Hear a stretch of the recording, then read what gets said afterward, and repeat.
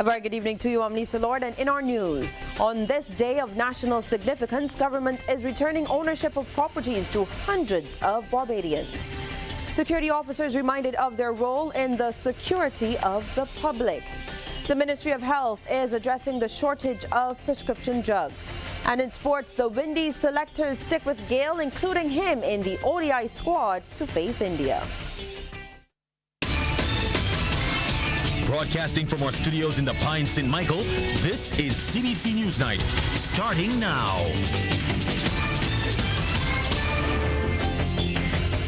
And in our top story, in the coming days, government will be returning property ownership to close to 500 Barbadians across the island. This as Prime Minister Mia Amor-Motley says her team is correcting the wrongs of the last administration, where liens were implemented and never removed by the Urban Development Commission. Ms. Motley made the announcement this morning at the celebrations for the Day of National Significance in Golden Square in the city in commemoration of the 1937 riots. Our Randall Phillips tells us more.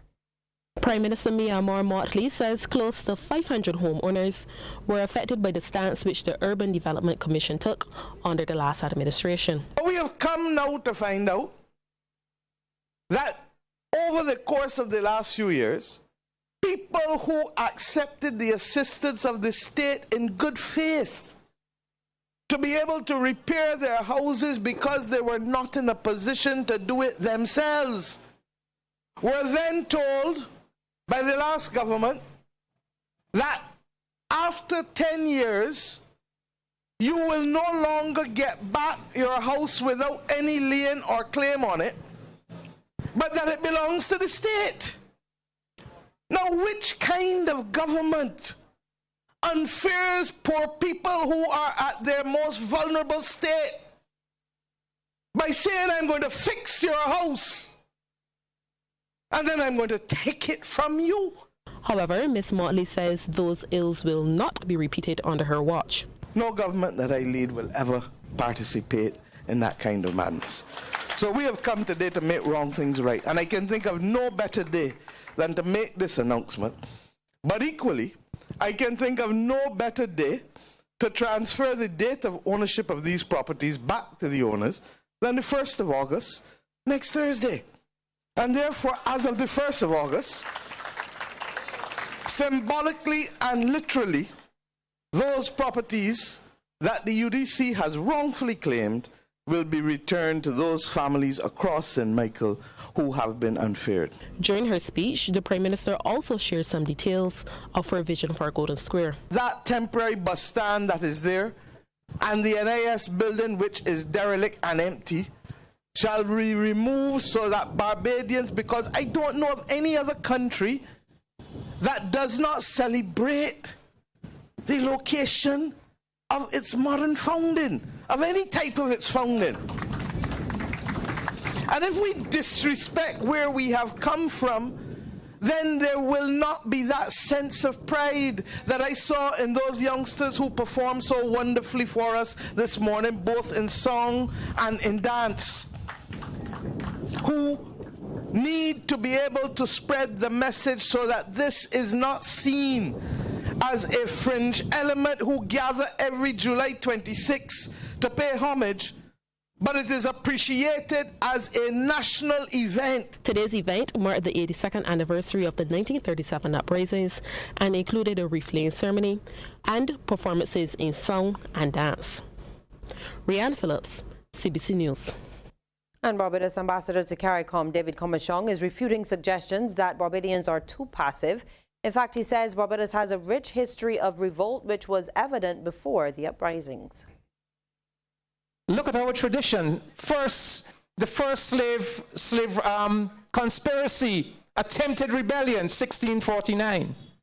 Then 1675, 1683, 1686, 1693, 1701, 1816, the Buster Rebellion, 1876, the Confederation riots, 1895, the Potato riots, 1937. The Barbadian people have a tradition of resisting oppression. Never believe that for one moment that our people accepted or accommodated themselves to their oppression.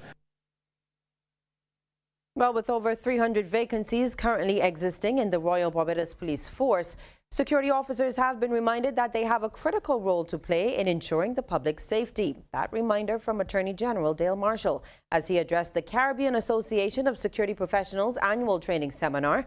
The Attorney General revealed that the resources of the police force and the Barbados Defence Force are frequently stretched, and security officers are often on the front line of public safety. He says greater partnership between government and security officers is possible, but standardized training must be emphasized. So long as the level of training that you receive is commensurate with the level of training that the members of the police force and their allied agencies receive, I can see no reason why you should not be treated as a law enforcement professional. But of course, standards will make that will determine how that particular exercise is rolled out. Mr. Marshall says to capitalize on this partnership, more dialogue between government and the association is necessary. Perhaps the way forward in terms of seeing how we can march together and achieve a common goal of security for all of Barbados would be for your representatives to sit not just with me but with other agencies in the government and see what changes would benefit you, whether through legislation or perhaps changes in policy. The Ministry of Health is taking steps to minimize or eliminate the shortage of some prescription drugs. Health Minister Lieutenant Colonel Jeffrey Bostic says he has met with the major stakeholders, including the Barbados Drug Service, and from that meeting, at least 2 areas for improvement have been identified. He's therefore confident that going forward, the drug service will be able to satisfy demand for these drugs. However, there are occasions where the manufacturers have not been able to deliver to the distributors on time. And when we are aware of these situations, then we correct the situation by allowing the brand drugs, the brand name drugs, to be used during the period. And that is something that we would normally take to Cabinet for approval, because as you can appreciate, we operate on the drug formulary. And the decision was taken, a policy decision, to move to generics, because that is something that is happening across the globe. And from a financial point of view, that makes sense. I am confident in the generics. I myself use generics. Minister Bostic also revealed that Cabinet has approved a policy document dealing with health economics. He says that the ministry will be contracting the services of the health economics unit of the University of the West Indies St. Augustine campus. To be able to execute a comprehensive review of all of the services, medical services that are offered within the public medical sector in Barbados.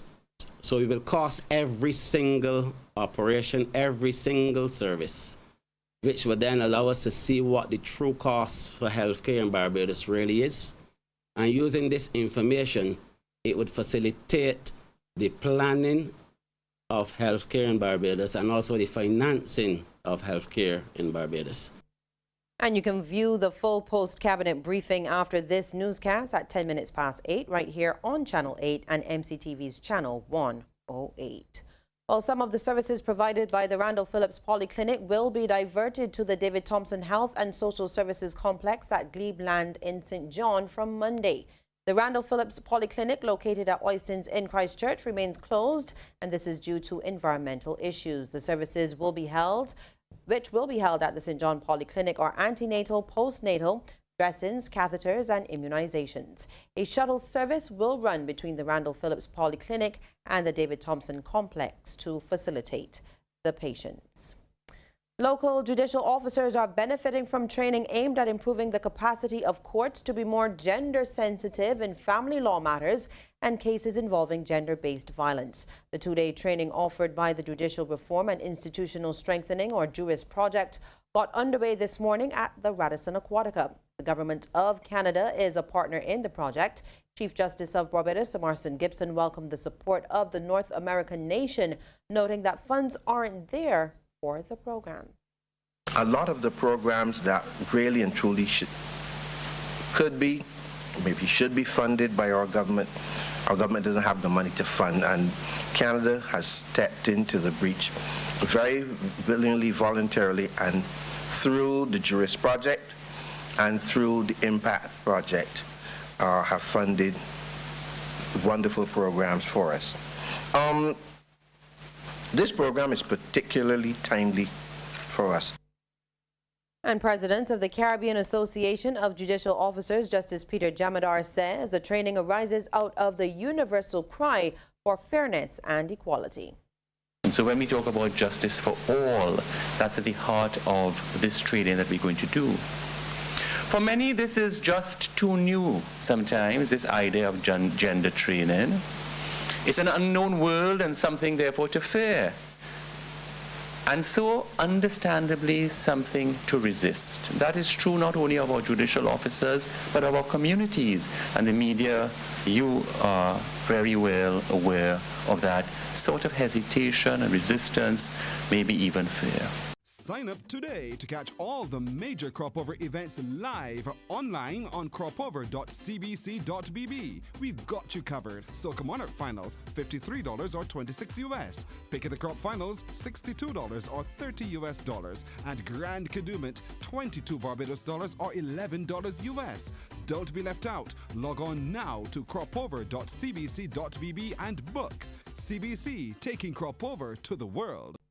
Regional stories now. In Trinidad and Tobago's parliament is to meet during a special sitting to amend laws on bail for firearm offences. Parliament is currently on recess, and the Attorney General says the amendments will help fight crime, as we hear in this CNC3 report.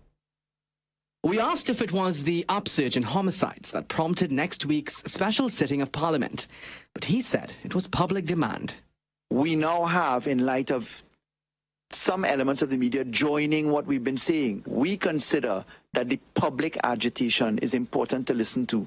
Coincidentally, the Trinidad Guardian was one of those voices, but when asked if that too was a reason for them coming out of parliamentary vacation. Not at all. That aside, Faris Al-Rawi believes the law they intend to pass next week will be a major asset to the police and the people.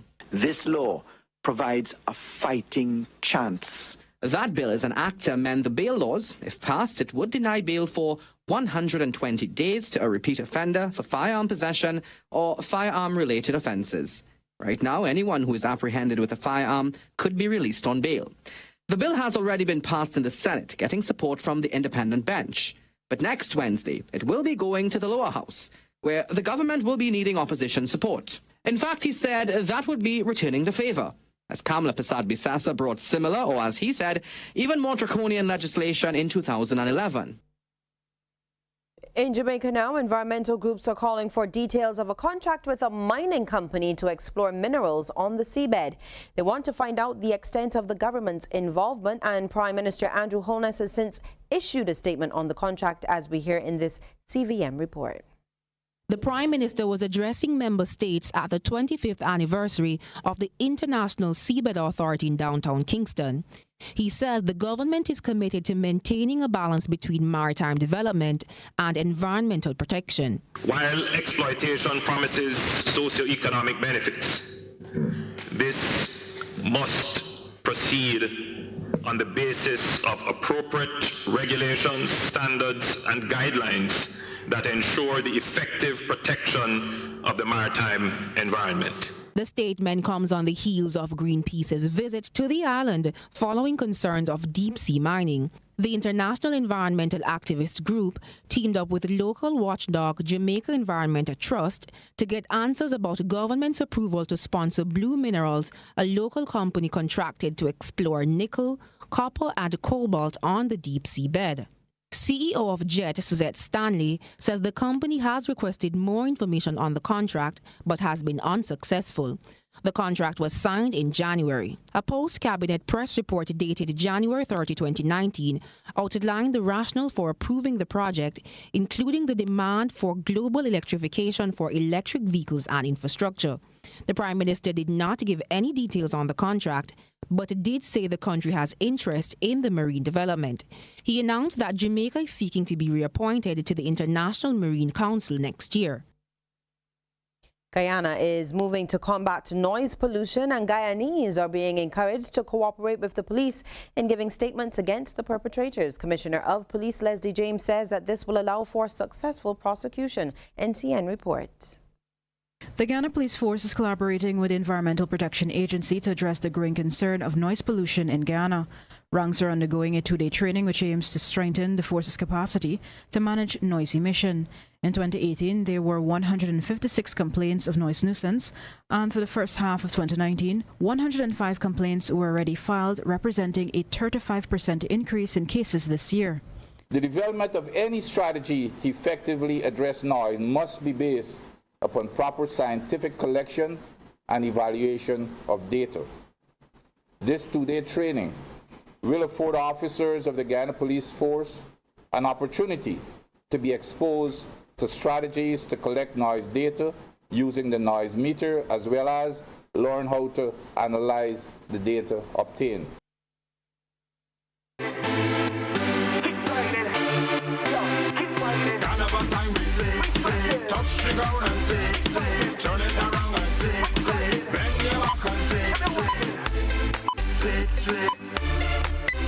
It's your girl Nadia Batson, and right now you're locked on to Countdown to Kadooment. What we say?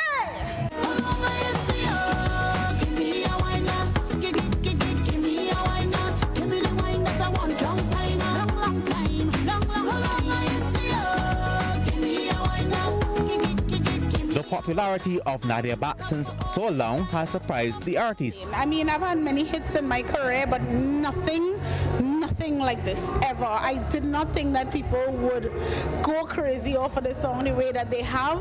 I think I've only been home for 1 weekend since Trinidad Carnival. We've just been performing everywhere. She believes the ultimate goal, though, is to take soca further, an effort, she says, that requires artists to work closer together. We have to now break all of the barriers, which is soca by country.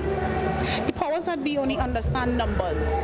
We cannot break into any other international market if we try to do it by ourselves. So the more collabs we could do just inter-Caribbean, with the other artists, and and make sure that we have the numbers. And it's happening, because I was making a joke the other night. I was saying, just like 5 short years ago, when you get 1 million views on YouTube, that was like a big thing. No, it's nothing. It's nothing. And that is a testament to how much the fans, how many more fans we have coming in, to the music, and how much people are tuning into it. And so, I mean, we're on the right track. Another artist feeling the collaboration drive is Father Nappy. Can't believe you're ready to give up on me just so. 'Cause if you want me to go, you can't be looking the way you do. I did one with Alison Hines, and I really want to do a collaboration with Edwin Haywood. Bad. Because I have been shaping my music, and I have been, every time I go to Red Boys, I get a groovy. I always trying to find a groovy close to Edwin, because Edwin is a person that I watch up from being an ecstatic, Crossfire days in Trinidad, Square One, Edwin, I say that Edwin was responsible for groove. For him, Barbados is the home of groovy soca. Say Barbados, the 16-year-old, the 15-year-old reading music. If you watch it have a keyboard, there's some Crossfire, he also play bass. He playing keyboard, and them tell me he's more better than bass. So Barbados Barbados is the home there. Let's call it sweet soca. I call it the groovy country. All the girls in the gym right now. Keep grinding. Keep grinding.